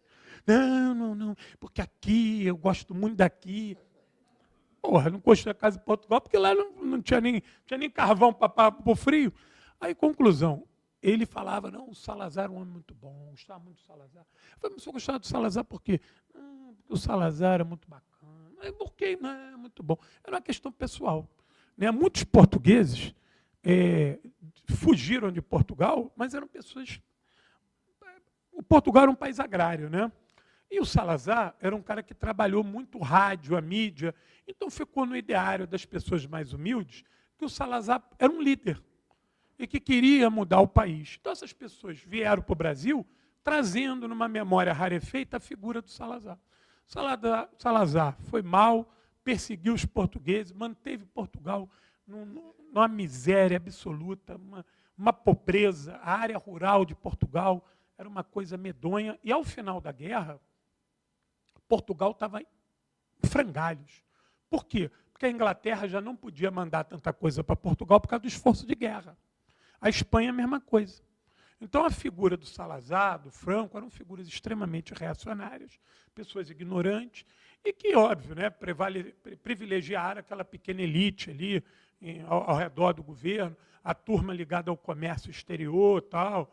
Mas o Salazar, Portugal... Por que eu falei que Portugal teve um papel importante na guerra? Era o maior centro de espionagem do mundo. Todos os espiões do mundo estavam em Lisboa. O centro da espionagem mundial estava em Lisboa. Soviéticos... Por quê? Não, a Suíça também tinha muitos espiões. Mas por que Portugal? Porque Portugal mantinha relações absolutas com Inglaterra e Estados Unidos normal. A mesma liberdade que os diplomatas estadunidenses e ingleses tinham, os alemães tinham também. E como Portugal comercializava com os Estados Unidos e Inglaterra, ali era uma rota franca de comércio. Entendeu? O Porto de Lisboa ele era um entreposto para outros países da Europa. E os alemães também. Então Portugal tinha espião para cacete, era o dia inteiro ali espionando os movimentos. A Suíça também tinha muitos espiões, mas a questão da Suíça já era uma coisa mais ligada ao leste europeu. O Ocidente estava em Portugal. Inclusive, nós tínhamos espiões brasileiros lá também. Quando a gente leu o malote diplomático da Embaixada Brasileira em Lisboa, os embaixadores brasileiros eram hábeis em conseguir informações e municiar o governo brasileiro. E sobre o Salazar, vou te dizer uma coisa, ele odiava Vargas e odiava o Brasil. Ele tinha uma inveja incomensurável do Brasil. Por quê? Porque o Brasil foi à guerra. Isso, para o Salazar, foi inadmissível. Quando o Brasil vai, em 42, declarar apoio aos aliados, declara guerra, foi pedido o Brasil para ocupar a Ilha da Madeira. O Getúlio falou que não. O exército brasileiro não vai ocupar a Ilha da Madeira. Que isso? Nós vamos ocupar a terra dos nossos irmãos? Negativo. Depois foi pedido o Brasil para ocupar os Açores. O Brasil disse também não. Nós vamos lutar na Itália, mas não vamos ocupar nada, nenhum território português. Aí se chegou a vencar a ocupação de Gibraltar. que era estratégico ali e tal. O Brasil também não conta com a gente para fazer nada que provoque Portugal e Espanha, que são países amigos. Nós vamos lutar contra o fascismo. Entendeu? Mas o Salazar tinha verdadeiro ódio do Getúlio. Ele falava da nova política, né? A política nova do Salazar. Coisa terrível. É fascismo lusitano. Fascismo lusitano.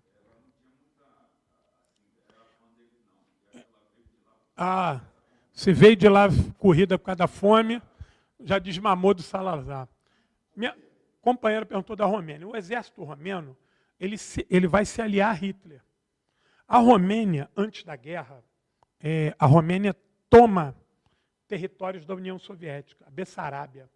A Romênia sempre quis ser parceira de Hitler para tomar parte dos territórios soviéticos. Moldávia, Bessarábia, onde hoje é a Transnistria. E o governo romeno era fascista.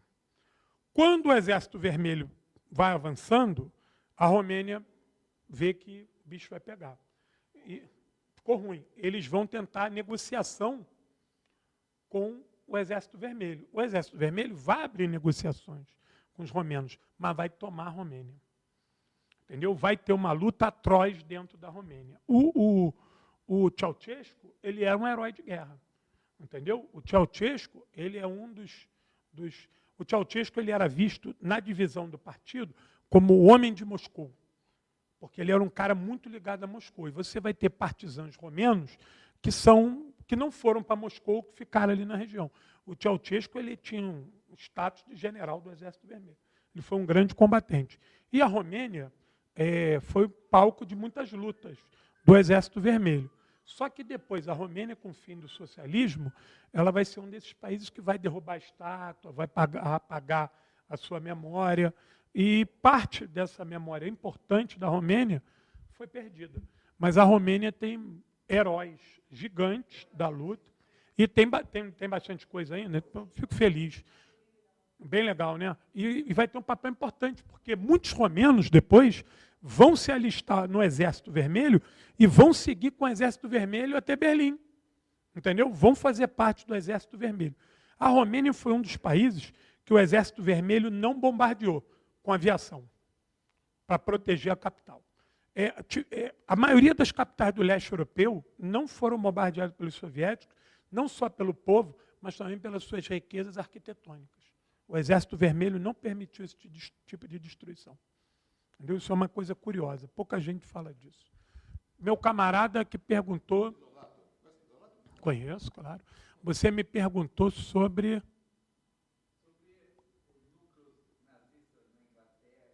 Pois é, olha aqui.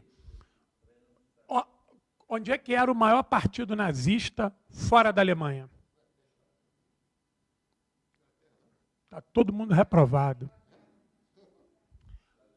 Maior partido nazista fora da Alemanha era no Brasil. Entendeu? Não era integralista, não, nazista mesmo. A maior franquia do partido nazista fora da Alemanha era aqui. Gigante. Nós tínhamos uma série de escolas alemãs que só ensinavam as pessoas em alemão. Você tinha uma série de jornais até 1942 só em alemão. O Brasil, o Getúlio, uma das primeiras coisas que ele vai fazer é proibir qualquer outro idioma. Por quê? Porque havia uma comunicação direta entre os países do eixo, Alemanha, Romênia, Itália, todos esses países que aderiram ao bloco de Hitler, nas suas línguas maternas aqui dentro do Brasil. Então, essa história... Ainda vou te contar dos outros países. Não, no Brasil todo. Você tinha focos muito grandes na região sul por causa da colonização alemã. Santa Catarina, então, tinha suástica em tudo quanto era lugar. Explica muita coisa hoje em Santa Catarina, né? Essas suásticas não saíram todas. Por quê?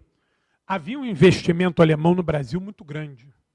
O Brasil tinha uma relação comercial com a Alemanha gigante. Por quê? Getúlio preferencialmente comercializou com a Alemanha, não é porque ele tinha alguma ligação com Hitler, não. Porque a Alemanha ofereceu para o Brasil coisa que os americanos nunca quiseram oferecer. A Alemanha, precisando das nossas commodities, ofereceu para a gente usina, ofereceu para a gente ferrovia, ofereceu para a gente canhões, tanques, aviões, tudo que os Estados Unidos não queria vender. E o Brasil tinha uma relação com a Alemanha em marco reversível. Você pagava os alemães com o dinheiro deles. Como é que isso funcionava? Tu vendia algodão para os alemães, eles te entregavam canhões. Tu vendia trigo, quase que um escambo, tu vendia trigo, eles te entregavam aviões, coisa que os americanos não queriam fazer. Então, até 1942, o Brasil teve um comércio gigante com a Alemanha e nós ganhamos muito com isso. Quem construiu a CSN foram os americanos, mas já tinha um acordo com a ThyssenKrupp para, ao final da guerra, eles construírem a siderúrgica aqui. Só que o Getúlio, é um equívoco tremendo a gente chamar o Getúlio de fascista. Isso é um equívoco atroz. Isso não resiste a meia dúzia de análises. A gente vai dizer que o Getúlio era reacionário, era conservador, era anticomunista, mas o Getúlio não era fascista. O elemento da eugenia da raça, do elitismo, isso não estava com o Getúlio. E o Getúlio, ele cedo vai se definir pelos Estados Unidos. Cedo. Por quê? Em 1938, vão tentar matar o Getúlio aqui no Palácio Guanabara. E aí, o que o Serviço Secreto descobre? Que os supostos, né, os assassinos tentados de Getúlio, todos eles tinham ligação com o consulado alemão e com o consulado italiano. Todos eles, financiados e bancados. Tanto que o Getúlio fica trocando tiro meia hora e não aparece a polícia. Quem resiste no Palácio Guanabara é o Getúlio, a mulher e os filhos. A Alzira Vargas, então, é a que mais dava tiro e remuniciava. Porque a guarda do palácio foi suprimida no ataque, um guarda correu lá para dentro, o outro foi baleado, e o Getúlio ficou meia hora ligando, o presidente da República, ligando, e o chefe de polícia não aparecia, ninguém aparecia. Meia hora. Meia hora. Filinto Miller e companhia. Meia hora. Aí o Getúlio troca tiro, bota todo mundo para correr, e aí o que acontece? Se você pegar os jornais de 1940, 41, já tem uma série de células fascistas que são desbaratadas no Brasil. A Ambiver, que era o serviço secreto alemão, tinha uma das suas principais bases no Brasil. O almirante Canaris, ele tinha planos enormes para a invasão do Brasil. Inclusive, a fronteira mais perigosa do Brasil era com a Argentina, porque a Argentina não rompeu relações com a Alemanha e não entrou no Pacto Aliado em 42. Então, o medo do Brasil é que a Alemanha utilizasse a fronteira da Argentina para atacar o Brasil. Por isso que até hoje, onde é que tem a maior força de blindados do Brasil? No Sul. Porque é uma planície favorável para a luta de blindados e o medo era de uma invasão da Argentina. Então, naquela época, você fala, por que o Brasil não operou tanques na Segunda Guerra Mundial? Porque os tanques que o Brasil recebeu ficaram aqui, para proteger a fronteira brasileira. Entendeu? Então, o fascismo no Brasil, ele era de grande monta. Era popular, né? O professor Francisco Carlos fala isso para a gente. O fascismo é um movimento de massa. Então, era comum. Só que nós tivemos uma luta contra fascista, né, grande. Por quê? Quando Getúlio, em 41, quando Pearl Harbor é bombardeada, o Getúlio emite solidariedade ao governo americano. A partir dali, o Getúlio vai alinhando o Brasil aos Estados Unidos por dois motivos. Primeiro, que o bloqueio atlântico já não permitia mais que os navios alemães viessem negociar com a gente. E outra coisa, o Getúlio vai descobrir que ele vai ganhar muito com a guerra. Tem um livro do Neil Rochelle que chama-se O Preço da Guerra. O Brasil utiliza a guerra para se desenvolver. A engenharia brasileira que volta é fundamental. Os engenheiros de combate, olha que coisa curiosa, os engenheiros de combate brasileiros, eles, na área da tecnologia, eles são os fundadores da Telebrás. Os engenheiros febianos do Brasil, na engenharia de telecomunicações. O Brasil tinha um batalhão ferroviário que, obviamente, não foi utilizado lá, mas esses engenheiros ferroviários foram usados para a FEB, pelo trabalho topográfico que eles podiam realizar. Eles voltam de lá com um know-how muito maior. A engenharia brasileira, ela é filha da FEB. A construção da CSN é fruto dessa nossa participação na guerra. Toda essa indústria pós-CSN é um know-how que a gente vai trazer a partir da guerra. Nós ganhamos com a guerra. O Getúlio percebeu isso. Os Estados Unidos também tinham um grande partido fascista. Grande. Eu não sei se vocês já viram aquele desfile daquelas bandeiras nazistas no Carnegie Hall. Apoteótico. Eu acho que o fascista mais emblemático era o Ford, Henry Ford. Ford mandou centenas de caminhões para Hitler. Henry Ford, apaixonado. Recebeu a Cruz de Ferro, apaixonadíssimo. Vou falar para vocês um outro nazista notório.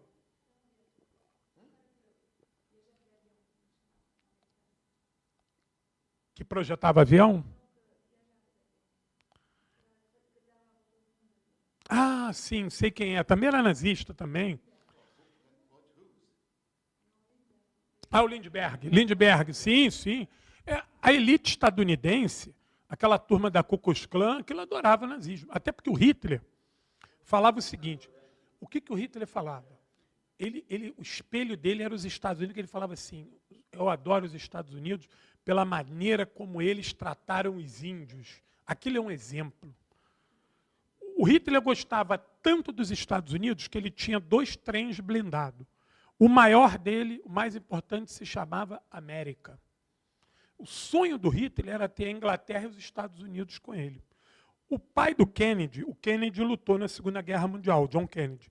Ele era comandante de uma lancha torpedeira no Pacífico. Inclusive, ele era herói de guerra, que eu acho que ele foi até ferido. Foi ferido. O pai dele era diplomata e o pai dele era um entusiasta de Hitler. O pai dele buzinava na cabeça do Roosevelt, nós temos que ser aliado do Hitler, o Hitler é maravilhoso. Né? O Hitler foi capa da Times, né? Então, fala, camarada. Não, falo isso. Eu conto isso. Espera aí. Então, vou acelerar aqui, porque eu tenho que responder meu amigo lá. Não, vamos embora, também está tarde. O que acontece? O fascismo ele era grande no nosso continente. E ele continuou com as suas bases no pós-guerra. Tanto que você vai ver que muitos desses fascistas que fogem de lá vêm para cá. Eichmann, o Mengele, aquele outro que comandou lá a ditadura na Bolívia, muitos desses vão vir para cá.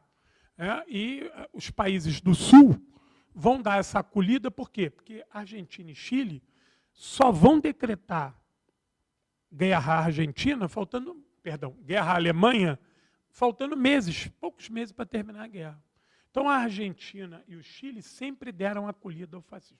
Para vocês terem ideia, até pouco antes da guerra terminar, os submarinos alemães ainda haviam nos portos argentinos receber combustível. Então, ali tinha um ambiente que favoreceu esse tipo de coisa. Entendeu? Então, o fascismo aqui não é uma novidade. Ele, de tempos em tempos, ele aflora. Né?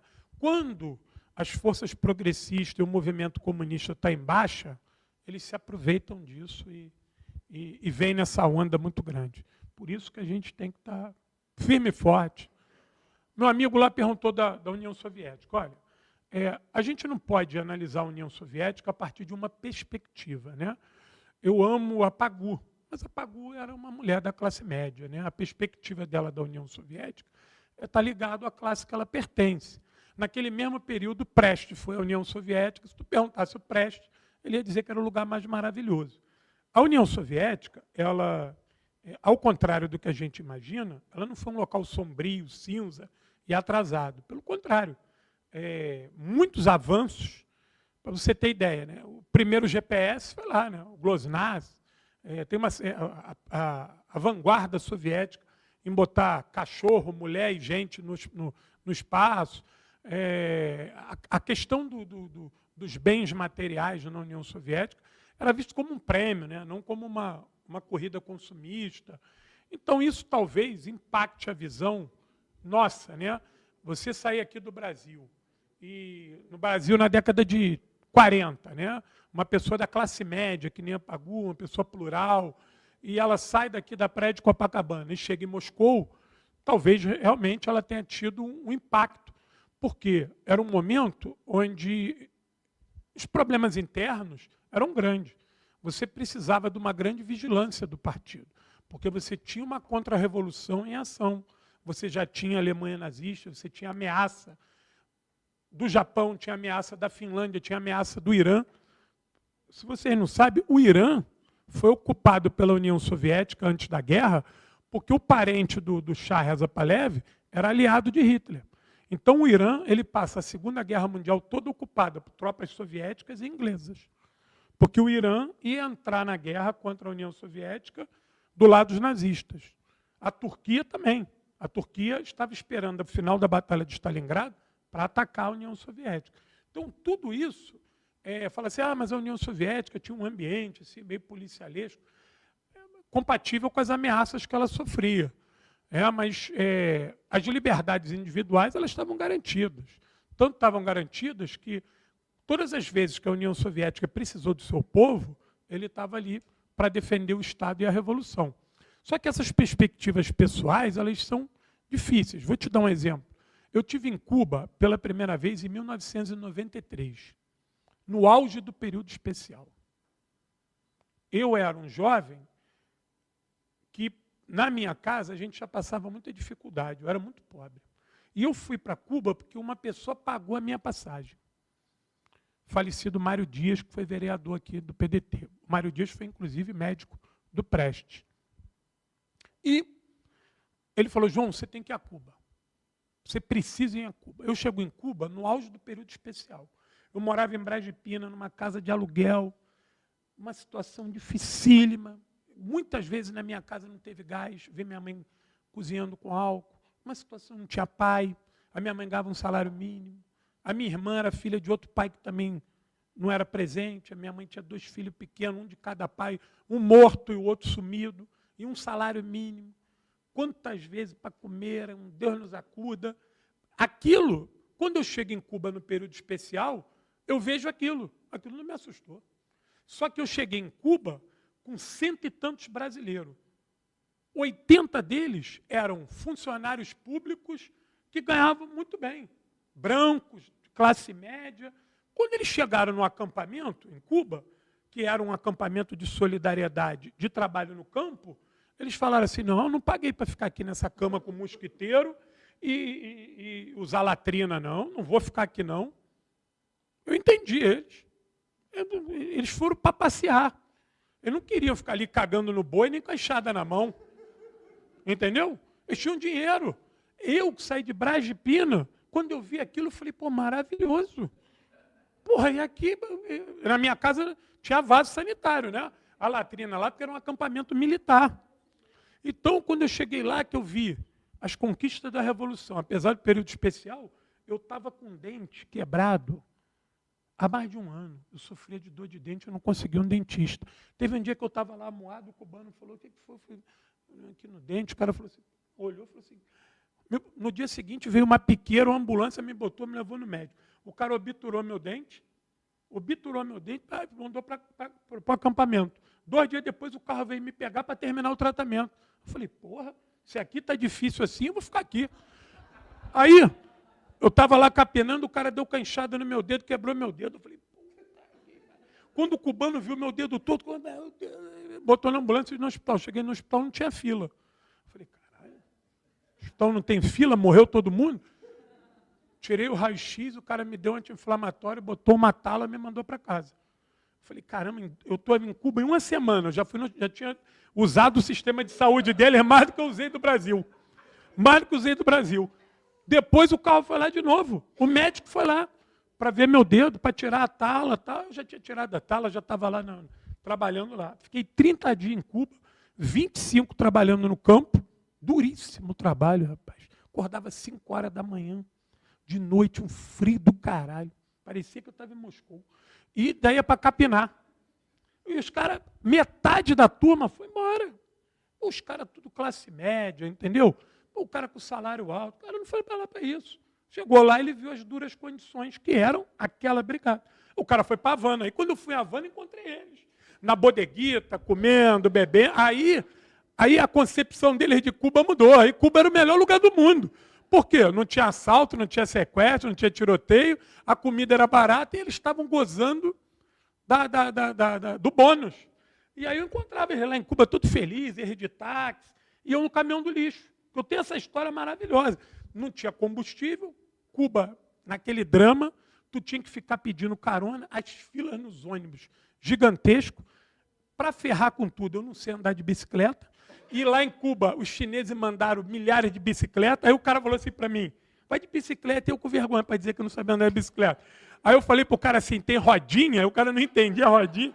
Aí o cara falou, porra, João, se tu pedir rodinha aqui, eu vou sair de pé, então, muita vergonha, vai a pé. Aí a gente estava a pé na estrada, um dia veio um caminhão, cara, um caminhão soviético, um Ural, gigante, claro, que pesava 90 quilos, novo, né? Agora eu não ia subir no caminhão, só com a talha. Aí pedimos carona, o cara do caminhão parou. Só que a gente correu para a boleia do caminhão, nós éramos 4, o cara falou assim, ó, lá atrás. Porra, quando a gente escala a caçamba que eu pulo, era um caminhão de lixo, meu irmão. Sabe que é tu afundar naquele saco de lixo? Porra, eu de calça jeans, eu tinha tomado banho para ir para Havana. Eu estava lá na cidade de Guinness, a gente tinha um esquema que a gente ia dormir em Havana, na casa de um cubano, então ele ia levar a gente numa boate lá que ia tocar um reggae. Porra, eu todo cheiroso aí. Porra, quando eu fui, aí eu falei pro Douglas, porra, Douglas, é sacanagem. Eu assim, na mureta do caminhão, o caminhão indo, o vento na estrada, eu falei, pô, se eu contar isso, ninguém vai acreditar. Porra, eu tô dentro do caminhão do lixo, olha o cheiro, é o Douglas. Ah, agora é mole, vamos ver o que vai ser quando a gente saltar. Aí chegou lá em Havana, para atravessar o túnel, não podia ter. O cara, o cubano, falou assim, abaixa aí que a polícia pegar vocês aí, vai tirar vocês daí. Eu vou dizer que nem conheço vocês. A gente, abaixado, quando chegou lá perto de Havana, o cara parou, tocou a buzina, mandou a gente sair. Mas ele não atravessou o túnel, não. Ele largou a gente antes do túnel, ainda mentiu para a gente. Aí a gente ainda tinha que pegar uma outra carona para atravessar o túnel. Não podia atravessar de bicicleta.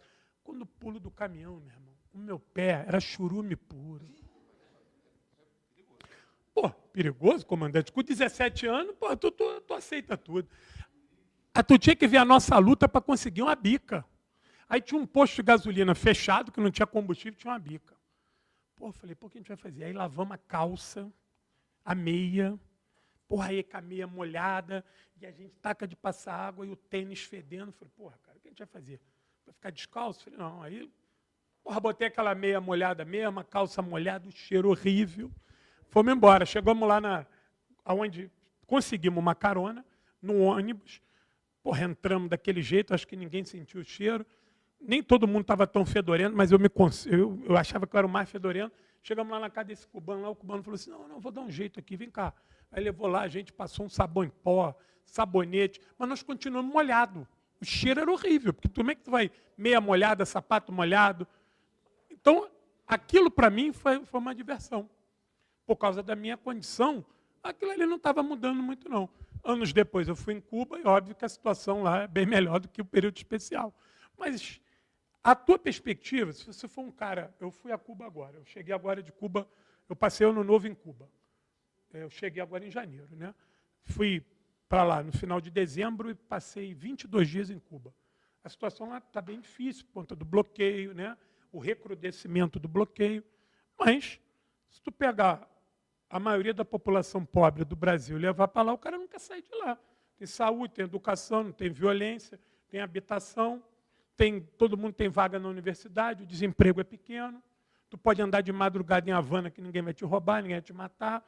Então é uma perspectiva. Se tu chegasse em Moscou nos anos 30, talvez um carioca de classe média como a Pagu, que não era uma pessoa orgânica, talvez tivesse essa impressão, não gostei, esse aqui não é o socialismo que eu idealizo, porque entre o que a gente imagina e o que se pode fazer de fato, tem uma distância muito grande.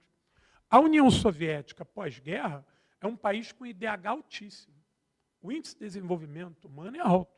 Você não vai ver ninguém sem escola, ninguém sem casa, ninguém com fome, ninguém desempregado. Mas óbvio que essa coisa de você querer comparar a União Soviética com Nova York, isso não vai funcionar. Porque você vai pegar lá o cara que é um empresário em Nova York, ele tem acesso a um monte de bugiganga que o soviético não tinha. Mas a pergunta é, o soviético precisava dessa bugiganga? Nós precisamos desse consumismo? Será que o American Way of Life era o padrão para o mundo? Eu fui a Minsk agora, de novo, eu fico envergonhado. Voltei a Cuba 3 vezes, fui agora esse ano de novo. Eu fui em 93, depois fui em 2018 e fui agora esse final de ano. Em Minsk, tu fica envergonhado, tu não vê um papel no chão, tu não vê um buraco. E olha que eu fiquei no subúrbio, eu viajei 1.700 quilômetros no país. Pô, tu não vê nada fora do lugar. Tu olha aquele bando de complexos de apartamento, não tem um descascando. Tem uma janela quebrada. Fala, pô, isso aqui não é verdade. Ano passado, quando eu fui a Minsk, eu joguei o papel no chão, estava com os companheiros, falei, eu vou jogar esse papel no chão, vamos tirar uma foto. Porque quando eu falar que não tem papel no chão em Minsk, as pessoas não vão acreditar. Tudo funciona. Tu entra no metrô em Minsk, ele custa 90 centavos, se fosse comparar com a nossa moeda, o tamanho do metrô de Minsk transforma o nosso metrô num ferrorama. Ferrorama. Tu chega nos hotéis, eu fiquei agora num hotel lá que o governo me botou, só fiquei lá porque o governo pagou. Né? O governo, que é o Hotel Minsk, tem que ver os quartos do hotel, a gentileza das pessoas, sabe? Educação, jovens, tu vê uma outra sociedade. Talvez isso, um pouco da era soviética, uma pessoa mais descolada, mais cosmopolita, não vai dar valor a isso. Eu cheguei lá, eu me importei. Teve um dia que eu fiz uma chamada para minha mulher, chorei. Eu me emocionei nesse dia. Eu estava na descida do hotel, estava nevando, eu nunca tinha visto neve. Falei, pô, vou descer para... Eu fiz a chamada de vídeo para dizer para o meu filho que eu ia levar neve para ele. João, vou levar neve. Ele, papai, você não me engana, não. Vai derreter. E eu desci e fiquei ali com a neve, né, cara? Pô, daqui a pouco eu olho para um parque, uma praça. Começam a chegar crianças, pequenas, de bicicleta, patinete, patins, tudo agasalhadinho. Eu falei assim, meu Deus, essas crianças na neve. Só que tinha uma avenida larga. Eu falei, essas crianças atravessar a rua. Não tem ninguém olhando essas crianças. Nada disso. Lá ninguém atropela, lá ninguém mata, lá ninguém sequestra. As crianças, meu filho nunca brincou numa praça daquele jeito. Eu, antes de vir agora para cá, vocês tinham que ver a quantidade de tiros no Morro do Juramento, que eu moro a 300 metros do Morro do Juramento. Quando eu estou esperando o táxi, eu me encostei na parede, o vizinho falou assim para mim, João, encosta aí que tu é grande, hein? Falei, pois é. A minha silhueta grande é mais fácil a bala pegar em mim que nele. Ele era magrinho, né? Ele já da janela falou, encosta aí que tu é grande. Falei, estou encostado. Ficou de louco. Como é que eu explico isso para o cara em Minsk? Que eu estou ouvindo a guerra. Aí entrei no ônibus, eu cometi um pecado, presidente. Eu dei o primeiro calote de Minsk. Que eu entrei no ônibus em Minsk, tem que passar o cartão. A gente não tinha o cartão, lá não aceita dinheiro. Eu falei, Guilherme, quando abrir a porta, a gente vai descer por trás, que se for, você vai ser preso. Descemos, não tinha como pagar. Aquelas crianças pequenininhas para a escola sozinho, cara. Eu fiz um vídeo para minha mulher, eu falei, olha só, cara, olha que sociedade é essa daí. Então, esses valores, tu ia encontrar na União Soviética. Talvez tu não fosse encontrar um tênis tão bonito, mas não é que ele estava andando descalço, mas é que o investimento era no ser humano.